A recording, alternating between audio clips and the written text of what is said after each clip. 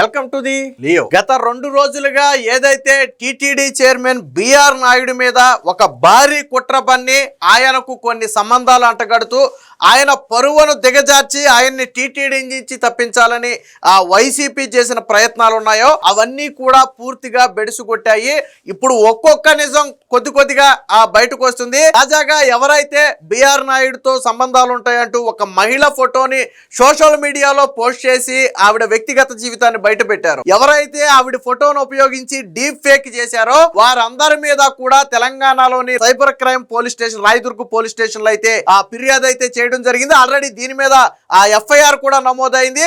స్వయంగా ఆవిడే return complaint ఇవ్వడంతో పాటు కొన్ని సోషల్ మీడియా అకౌంట్ పేర్లను కూడా, అంటే ఎవరైతే ఎక్కువగా దీన్ని విష ప్రచారం చేస్తున్నారో వారి పేర్లతో పాటు మరికొన్ని అకౌంట్లు ఎవరైతే ఈ కంటెంట్ ని పోస్ట్ చేశారో వారి మీద కూడా ఆ చర్యలు తీసుకోవాలని కంప్లైంట్ ఇవ్వటం, దానికి సంబంధించినటువంటి ఆధారాలన్నీ కూడా ఆవిడ సమర్పించడంతో వెంటనే కేసు కూడా కట్టారు. సెక్షన్లు కూడా కొంచెం సివియర్ సెక్షన్లే కట్టారు. ఎందుకంటే ఒక మహిళ వ్యక్తిగత జీవితాన్ని బయట పెట్టడంతో పాటు మార్ఫింగ్ అనేది చాలా తీవ్రమైనటువంటి నేరం. ఒక రకంగా ఏంటంటే నాన్ బెయిలబుల్, అరెస్ట్ అయ్యే అవకాశమే ఎక్కువ ఉంది. సో దీనికి 3 ఏళ్ల నుంచి 5 ఏళ్ల వరకు జైలు శిక్ష పడే అవకాశం కూడా ఉంది ఇది గన నిరూపించగలిగితే. అదే సమయంలో డీప్ ఫేక్ వీడియో అనేది కూడా చాలా తీవ్రమైనటువంటి క్రైమ్. ఒక ఉమెన్ కి సంబంధించి ఇతర అలిగేషన్స్ అంటగడుతూ చేసినటువంటి ఈ డీప్ ఫేక్ అనేది కూడా చాలా సీరియస్ అఫెన్స్ గా మారుతుంది. ఏదేమైనా మొత్తంగా ఆవిడ ఎప్పుడైతే వచ్చి ఫిర్యాదు చేసిందో చాలా వరకు వారు పోస్టులు అయితే డిలీట్ చేశారు. వాస్తవానికి ఇది 100కు 100% డీప్ ఫేక్. డీప్ ఫేక్ అంటే ఏంటంటే కొన్ని దగ్గర ఇమేజ్లను ఉపయోగించుకుని, ఫర్ ఎగ్జాంపుల్ పక్కన నుంచున్నా కానీ దాన్ని కౌగిలించుకున్నట్టుగా చేయొచ్చు, మాట్లాడుకుంటే దాన్ని ముద్దు పెట్టుకున్నట్టుగా చేయొచ్చు. సో ఈ రోజుల్లో డీప్ ఫేక్ టెక్నాలజీ చాలా ఎక్కువ వచ్చేసింది. సో అలాగే ఆ ఫోటోలను ఉపయోగించి మన బిఆర్ నాయుడు గారు చెప్పింది కూడా అదే. అక్కడక్కడ కటింగ్ చేసి మార్ఫింగ్ చేశారు. చేసిన దాన్ని కూడా సరిగ్గా చేర్చావలేదు, ఆ ఎడిటింగ్ కుదరలేదు వాళ్ళకి, ఆ డీప్ ఫేక్ కూడా సరిగ్గా చేయలేదని చెప్పి బిఆర్ నాయుడు కూడా మాట్లాడటం జరిగింది. ఆయన కూడా ఆల్రెడీ సైబర్ కంప్లైంట్ ఇవ్వడం జరిగింది. దాని మీద కూడా కేసు నమోదైంది. ఎవరైతే మొదటగా దీన్ని పోస్ట్ చేశారో ఆ అకౌంట్లను అయితే బయటకు లాగుతున్నారు. ఇందులో ట్విస్ట్ ఏంటో తెలుసా? మొదటగా పోస్ట్ చేసినటువంటి 3 అకౌంట్లలో కూడా పోస్టులు డిలీట్ చేశారు. మొట్టమొదటిగా దీన్ని కెనడా, ఆస్ట్రేలియా నుంచి మెయింటైన్ చేస్తున్నటువంటి కొన్ని అకౌంట్లలో పోస్ట్ చేశారు. దానికి సంబంధించి ఆల్రెడీ ఆవిడ కంప్లైంట్ లో కూడా రాసింది.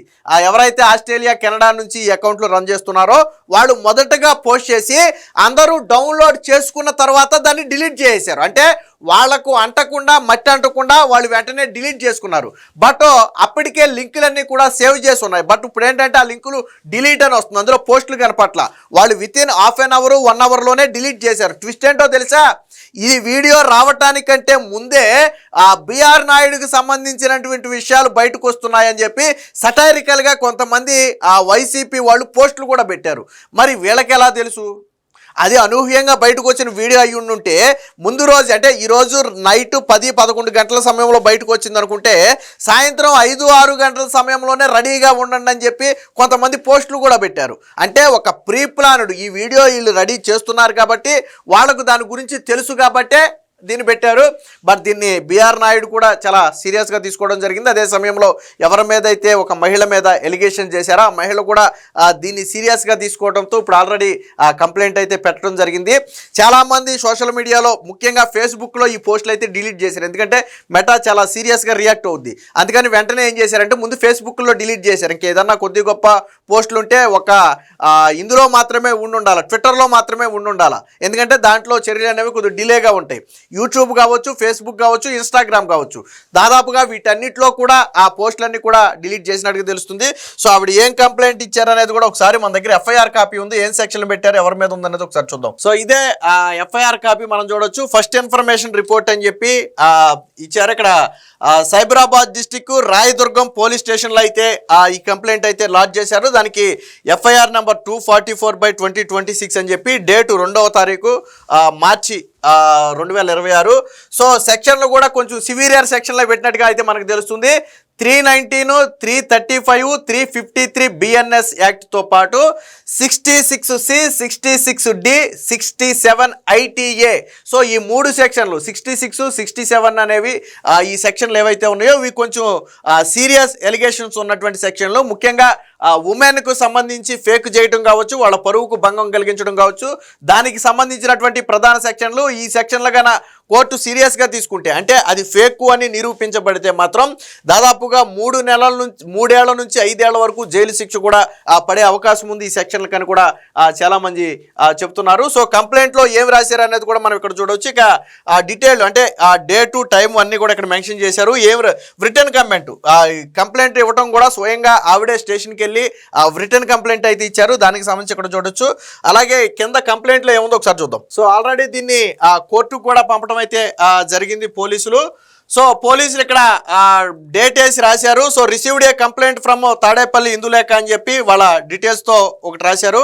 సో ఇక్కడ ఎవరెవరి పేర్లు మెన్షన్ చేశారు అనేది మనం ఇక్కడ ఒకసారి కన్నా చూస్తే దేశాభిమాని అనే ఒక YouTube channel, a true Indian, Deshabhimani a true Indian అనే ఒక యూట్యూబ్ ఛానల్ మెన్షన్ చేశారు. అలాగే ది న్యూస్ తెలుగు అనే ఒక యూట్యూబ్ ఛానల్ గురించి మెన్షన్ చేశారు. ఇక టీమ్ ప్రశ్న అనే ఇన్స్టాగ్రామ్, ఆల్రెడీ వీళ్ళు యూట్యూబ్లో పోస్ట్ చేస్తే వాళ్ళు స్ట్రైక్ కూడా కొట్టినట్టున్నారు. ఆల్రెడీ యూట్యూబ్ ఆ పోస్ట్ను కూడా డిలీట్ చేసింది. దీనికి సంబంధించి టీమ్ ప్రశ్న నాకు వీడియో కూడా విడుదల చేసింది. మరి ఎవరెవరికో ఉన్నటువంటి ఇదినన్నిటినీ తీసుకొచ్చి మేము వాళ్ళకి ఏదో సంబంధాలు అంటే గట్టి ఫేక్ చేస్తామంటే చూస్తూ ఎవరు ఊరుకోరు.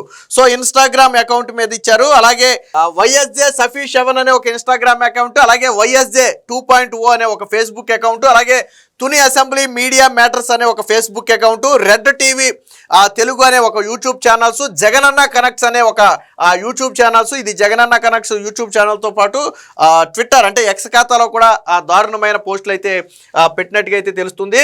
So due to circulated of the said AI deep fake morphed content, the complaint and the family members have been subjected to the severe mental trauma and dignity and reputation have been seriously affected అని చెప్పి, అంటే మానసికంగా వాళ్ళు ఇబ్బంది పడటంతో పాటు సమాజంలో వారికి ఉన్నటువంటి గౌరవం మొత్తం కూడా దెబ్బతీసే విధంగా ఇవైతే ఉన్నాయని చెప్పి వాళ్ళైతే చెప్పడం జరిగింది.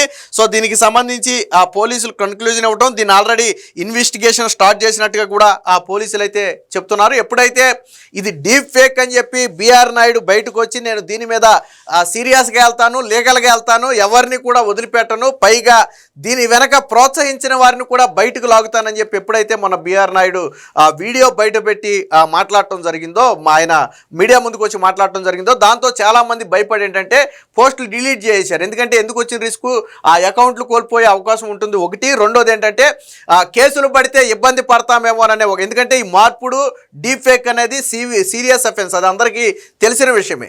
కాబట్టి ఎలాగా వైరల్ అయింది కాబట్టి అని చెప్పి చాలామంది డిలీట్ అయితే చేయడం జరిగింది. బట్ ఆల్రెడీ కొన్ని అకౌంట్స్ మీద స్వయంగా ఆవిడే కంప్లైంట్ రాసి ఇవ్వడం జరిగింది. దీని మీద ఇన్వెస్టిగేషన్ కూడా ప్రారంభమైంది. అయితే మొదటగా ఎవరైతే కెనడా లేదా ఆస్ట్రేలియా లాంటి ప్రాంతాల్లో ఉన్నవాళ్ళు ఇచ్చారో దాన్ని ఇక్కడ కూడా రాశారు, unknown individuals from foreign countries such as Australia and Canada.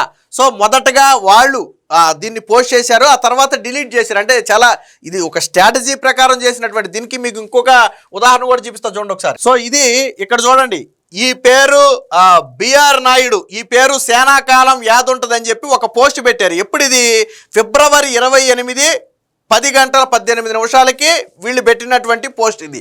But అప్పటికి వీడియో రాలేదు. వీడియో అనేది 11 గంటల తర్వాత లేదా 12 గంటల సమయంలో, మిడ్ నైట్ సమయంలో వీడియో వచ్చింది. అప్పటికి వీడియో రాలా. కానీ వీళ్ళు ఏం చేశారు, బిఆర్ నాయుడు పేరు చాలా కాలం యాద్ ఉంటుందని మొట్టమొదటికి లాగా, అంటే మా దగ్గర కొన్ని వీడియోలు ఉన్నాయి, మేము వదలబోతున్నాము, లేదా మా దగ్గర కొన్ని పోస్టులు ఉన్నాయి, మేము పెట్టబోతున్నామని సింబాలిక్గా చెప్పడం కోసం ట్రోల్ చేసే విధంగా పెట్టినటువంటి పోస్ట్. ఈ తర్వాత ఇవన్నీ డిలీట్ చేశారు. తర్వాత ఇవన్నీ కూడా చాలామంది డిలీట్ చేశారు. దీంతోపాటు ఇప్పుడు మనం చెప్పుకున్న కెనడా, ఆస్ట్రేలియా అకౌంట్ల నుంచి పోస్ట్ చేసిన వాళ్ళు కూడా తర్వాత డిలీట్ చేశారు. ఇప్పుడు అసలు వాళ్ళ అకౌంట్లో బిఆర్ నాయుడు గురించి ఒక పోస్ట్ కూడా లేదు. ట్విస్ట్ ఏంటంటే ఒక్క పోస్ట్ కూడా బిఆర్ నాయుడు గురించి లేదు. అంటే మీకు దాన్ని బట్టి అర్థమవుతుంది వాళ్ళు రిస్క్ తీసుకోవట్లే ఎవరు. దీంతోపాటు ఇంకొకటే కూడా ఉంది, ఒకసారి మార్ఫింగ్ చూపిస్తాం మీకు. సో మీకు ఇక్కడ ఆ మహిళతో పాటు బిఆర్ నాయుడు కూర్చున్నట్టుగా ఒక పోస్ట్ని సోషల్ మీడియాలో వాళ్ళు తిప్పారు. మీకేంటి సంబంధం అని చెప్పి ఒక పోస్ట్ తిప్పారు. మీకు ఇక్కడ చిన్న లాజిక్ ఆలోచించండి. ఒక్కసారి ఈ సోఫా కలర్ చూడండి. సో ఇది ఒక లైట్ గ్రే కలర్లో ఉన్నటువంటి సోఫా ఇది. రెండోది ఇక్కడ సోఫా చూడండి, బిఆర్ నాయుడు సోఫా వదిలేసి ఇక్కడ సోఫా చూడండి. అంటే ఈ రెండు సోఫాలు ఒకటే కలర్ ఉన్నాయి కదా, మధ్యలో బిఆర్ నాయుడు ఉన్న సోఫా మాత్రం కలర్ వేరు. చూసారా మీరు, బిఆర్ నాయుడు ఉన్నటువంటి సోఫా మాత్రం కలర్ వేరు. అంటే ఎలా వచ్చింది, వాస్తవానికి ఇది బిఆర్ నాయుడు అక్కడ సోఫా కాదు, అసలు ఇది వేరే దగ్గర బిఆర్ నాయుడు ఉన్నటువంటి పిక్ను తీసుకొచ్చి అటాచ్ చేశారు. మీకు ఇంకా కొద్దిగా జూమ్ చేస్తే ఈ కాలు కూడా దీనికి ఆనదు, జస్ట్ ఆనినట్టుగా అలా సెట్ చేశారు అంతే. కానీ ఇక్కడ టీపాయికి ఈ కాలు అనేది ఆనదు. అంటే ఈ ప్లేస్లో బహుశా వేరే ఎవరైనా ఉండాలి లేదా వేరే ఏదైనా ఉండాలి. బట్ దాన్ని ఎడిటింగ్లో లేపేసి మీరు ఇక్కడ రెండు సోఫాలు చూస్తే మీకు అర్థమైపోద్ది దీని విధానం ఏంటనేది. సో రెండు సోఫాలు, మధ్యలో సోఫా వేరే, అసలు సోఫా కలర్ ఉండాల్సింది ఈ సోఫా ఉండాలి ఇక్కడ. బట్ దాన్ని ఎడిటింగ్లో తీసేసి వాళ్ళు బిఆర్ నాయుడిని పెట్టినట్టుగా పెట్టారు. ఇది కూడా ఎడిటింగ్, ఆయన చెప్పింది కూడా అదే. సో వేరే చోట్ల ఫోటోలు తీసుకొచ్చి అక్కడ అతికిచ్చారు, వేరే చోట్ల ఫోటోలు తీసుకొచ్చి అక్కడ అతికిచ్చారు. సో ఇవన్నీ అంటే ఎంత క్లియర్గా అర్థమవుతుందంటే చిన్నగా ఆలోచించిన ఎవరికైనా అర్థమైపోద్ది ఈ రెండు సోఫాల కలర్ ఏంటి, ఈ సోఫా కలర్ ఏంటి. అంటే అసలు ఇది బిఆర్ నాయుడు ఇక్కడ ఫోటో కాదు, ఇది బిఆర్ నాయుడు ఫోటో కాదు అది. బట్ తీసుకొచ్చి అక్కడ దాన్ని అంటించారు. అంటే ఫేక్ చేయటం కూడా ఎంత ఇదిగా చేశారు చూడండి. పాపం అన్నీ మార్చారు కానీ సోఫాను మార్చలేకపోయారు, సోఫా కలర్ను మార్చలేకపోయారు. మార్చి ఉంటే కొద్దిగా న్యాచురల్గా ఉండేది, బట్ మార్చలేకపోవడం వల్ల అక్కడ దొరికారు.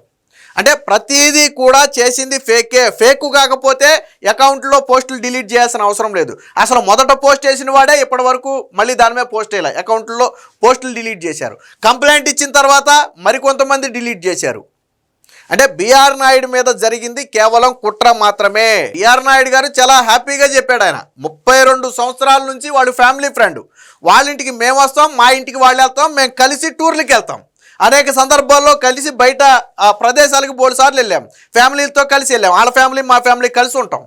అసలు ఎప్పుడు మా ఫ్యామిలీ మధ్య ఎటువంటి ఇది కూడా లేదు. కానీ దాన్ని మిస్యూజ్ ఇప్పుడు వీళ్ళు బయట పెట్టిన ఫోటోలు కూడా 20 సంవత్సరాల క్రితం ఫోటోలు, ఇప్పుడు కాదు 20 సంవత్సరాల క్రితం ఫోటోలు. మరి ఎలా బయటకు వచ్చినాయో తెలియదు కానీ 20 సంవత్సరాల క్రితం షిరిడీ వెళ్ళినప్పుడు వాడి ఫోటోలు బయటకు తీసుకొచ్చి వాళ్ళు బయట పెట్టారు. ఆయనే చెప్పాడు, దానికి మీరెందుకు కంగారు పడటం, ఆయనే చెప్పాడు. వాళ్ళు మా ఫ్యామిలీ ఫ్రెండ్, మేము అనేక సందర్భాల్లో కలిసి ఉంటామని చెప్పి ఆయనే చెప్పాడు. సో ఫ్యామిలీల పరంగా వాళ్ళకి మంచి రిలేషన్ ఉంది. వీళ్ళ ఫ్యామిలీ వాళ్ళ దగ్గరికి వెళ్తే వాళ్ళ ఫ్యామిలీ ఇక్కడికి వస్తుంది. కానీ దాన్ని మిస్యూజ్ చేసి సోషల్ మీడియాలో ఈరోజు ఇలాంటి కుట్రలు తెరలేపారు. ఏది ఏమైనా మొత్తంగా బిఆర్ నాయుడు మీద పన్నిన కుట్రలన్నీ కూడా ఒక్కొక్కటిగా బయటకు వస్తున్నాయి. ఎప్పుడైతే నిన్న కంప్లైంట్ చేయటం, దాని మీద ఆల్రెడీ ఇన్వెస్టిగేషన్ కూడా ప్రారంభించారో వెంటనే వీళ్ళ అకౌంట్లో వేసినటువంటి పోస్టులన్నీ కూడా డిలీట్ చేసుకుని వాళ్ళ ఐడెంటిటీ కూడా మార్చుకునే ప్రయత్నం చేస్తున్నారు. మొత్తంగా బిఆర్ నాయుడు మీద వైసీపీ పన్నిన కుట్రలన్నీ కూడా బట్టబయలయ్యాయని చెప్పొచ్చు. Please subscribe to Leo news for more videos.